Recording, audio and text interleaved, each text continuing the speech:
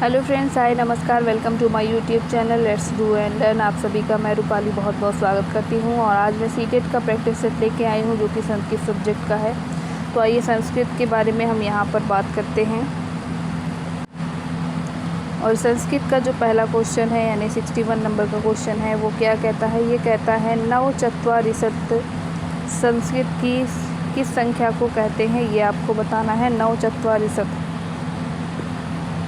तो यहाँ पर पहला ऑप्शन है 29, दूसरा है 39, तीसरा है 49, चौथा है 59। तो इस प्रश्न का जो सही उत्तर होगा वो होगा 49। नवचत्वारिशत् हम 49 को बोलते हैं।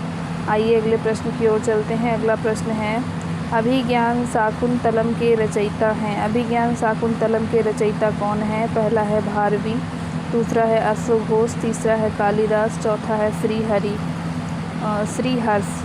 तो यहाँ पर कौन है इनके रचयिता, तो ऑप्शन नंबर सी, अभिज्ञान शाकुंतलम कालिदास की रचना है। ऑप्शन नंबर सी यहाँ पर सही उत्तर होगा।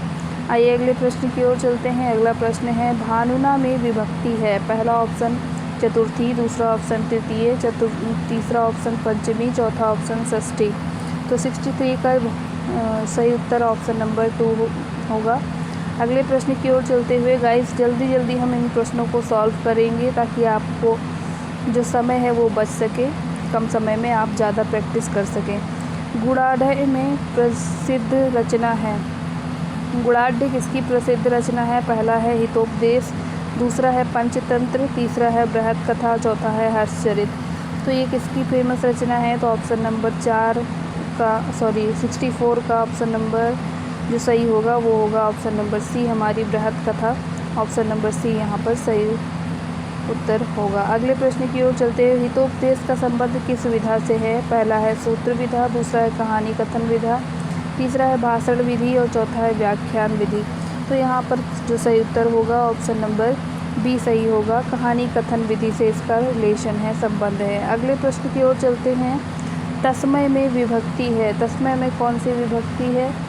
पहला ऑप्शन है प्रथमा विभक्ति, दूसरा ऑप्शन है द्वितीया, तीसरा तृतीया, चतुर्थी, चौथा ऑप्शन चतुर्थी। तो यहाँ पर कौन सी विभक्ति है, तो यहाँ पर इसमें चतुर्थी विभक्ति है। ऑप्शन नंबर डी इस प्रश्न का सही उत्तर है। अगले प्रश्न की ओर चलते हैं। अगला प्रश्न है अज्ञः का विलोम होता है। पहला है बहु, दूसरा है विरक्तः, तीसरा है विज्ञिः, चौथा है प्रकटः। तो यहाँ पर 67 का जो सही उत्तर होगा ऑप्शन नंबर अज्ञः का विज्ञा होता है। आइए अगले प्रश्न की ओर चलते हैं। पंचवटी में समास है।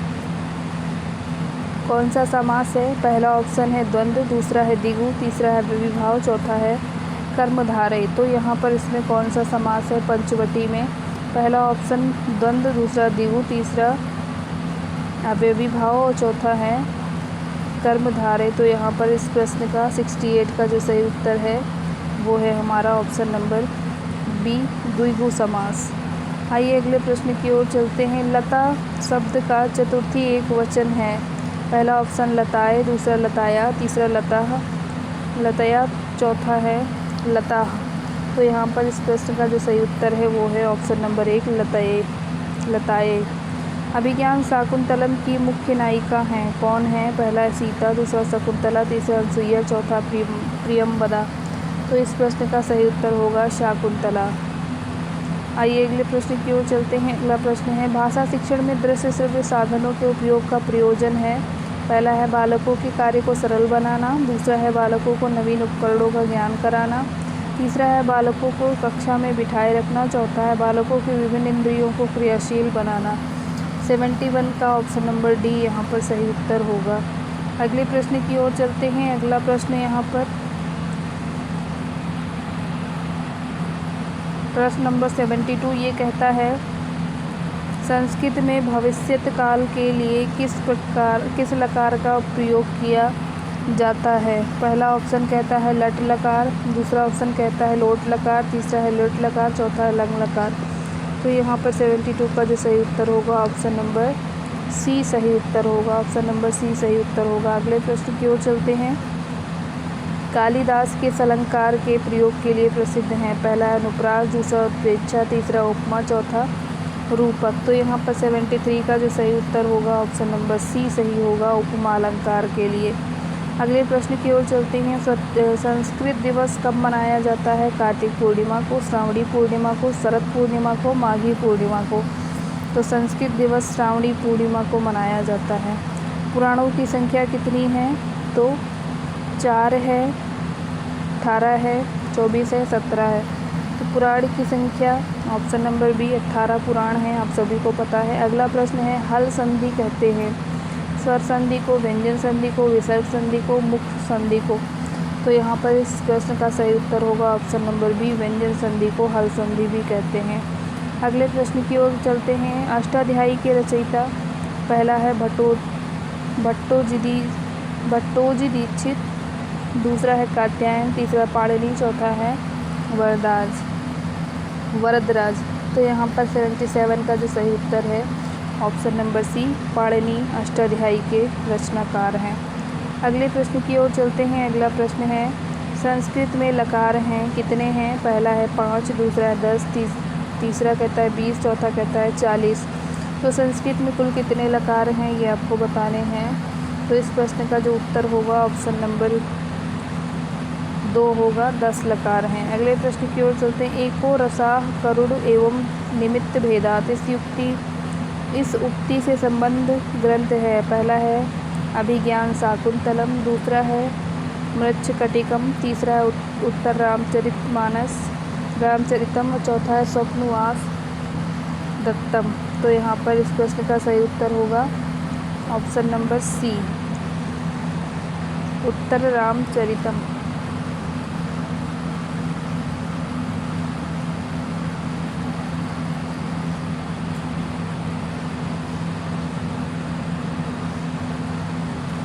अगला प्रश्न है हमारा, संस्कृत में धातु रूप कहते हैं किसको कहते हैं? पहला है संज्ञा पद को, दूसरा है क्रिया पद को, तीसरा है कर्म पद को, चौथा है विशेषण पद को।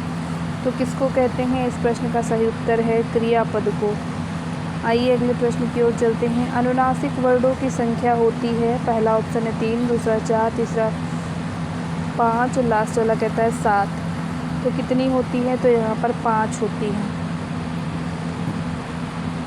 अगले प्रश्न की ओर चलते हैं। उन्नति का विलोम शब्द, पहला है अपमाना, दूसरा ज्ञानम, तीसरा अवनति, चौथा अल्पायु। तो यहाँ पर ऑप्शन नंबर सी सही होगा। अगले प्रश्न की ओर चलते हुए अगला प्रश्न है, नैनम छिंदन्ति शस्त्राणि नैनम दहति पावका, इस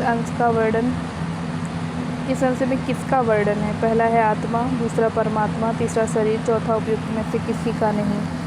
तो यहाँ पर आत्मा का वर्णन किया गया है। आत्मा अजर अमर अविनाशी है। अगले प्रश्न की ओर चलते हैं। चंद्रशेखरा में समास है। पहला ऑप्शन कर्मधारय, दूसरा तत्पुरुष, तीसरा द्वंद्व, चौथा बहुव्रीहि। चंद्रशेखर भगवान शंकर का नाम है क्योंकि उनके शिखर पर चंद्र विराजमान है, तो इसलिए उनको चंद्रशेखर भी कहते हैं। बहुव्रीहि समास होगा। अगले प्रश्न की ओर चलते हैं। यदा यदा ही धर्मस्य ग्लानिर्भवति भारत, उक्त अंश का वक्ता है। किसने कहा? तो सबसे पहले अर्जुन ने कहा या फिर कृष्ण ने कहा। दूसरा थर्ड ऑप्शन है युधिष्ठिर, तीसरा है तुलसीदास। तो ये कहा था श्री कृष्ण भगवान ने गीता का जब ज्ञान दिया था उनको, अर्जुन को। अगले प्रश्न की ओर चलते हैं। अस्मद शब्द सप्तमी एक वचन का रूप है। पहला ऑप्शन है मम, दूसरा है मई, तीसरा मया, चौथा है मत। तो प्रश्न नंबर 86 का जो सही उत्तर होगा ऑप्शन नंबर बी सही होगा, मई। अगले प्रश्न की ओर चलते हैं। पितृ शब्द का सप्तमी एक वचन रूप है। पहला है पिते, दूसरा पितौ, तीसरा पितरी, चौथा पितु। तो इस प्रश्न का जो सही उत्तर होगा 87 का, वो हमारा कौन सा सही है? तो यहाँ पर जो ऑप्शन सही है वो है ऑप्शन नंबर सी, पितरी। अगले प्रश्न की ओर चलते हैं। अगला प्रश्न है हमारा, ये कहता है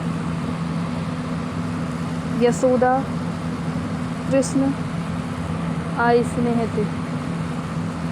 वाक्य का अर्थ, पहला है यशोदा कृष्ण से स्नेह करती थी, दूसरा ऑप्शन है यशोदा कृष्ण को स्नेह नहीं करती, तीसरा ऑप्शन है यशोदा कृष्ण से स्नेह करती थी, और चौथा इनमें से कोई नहीं। तो इस प्रश्न का जो सही उत्तर होगा उपयुक्त में से कोई नहीं, ऑप्शन नंबर डी। अगले प्रश्न की ओर चलते हैं। अगला प्रश्न है, अमृतम शब्द का पर्यायवाची है। पहला है पंकजम, दूसरा पीयूषम, तीसरा प्रभूतम, चौथा पावका। तो 89 का जो सही उत्तर होगा वो होगा हमारा ऑप्शन नंबर बी, पीयूषम। अगले प्रश्न की ओर चलते हैं। श्रीमद् भगवत गीता अंश है किसका? रामायण का, महाभारत का, पुराण का, उपनिषद का। तो श्रीमद् भगवत गीता महाभारत का अंश है, ऑप्शन नंबर बी यहाँ सही उत्तर होगा। आपको ये प्रैक्टिस सेट संस्कृत का कैसा लगा कमेंट बॉक्स में कमेंट करके ज़रूर बताइएगा। वीडियो अच्छी लगी हो तो लाइक ज़रूर करें, चैनल को सब्सक्राइब करें। नमस्कार, जय हिंद।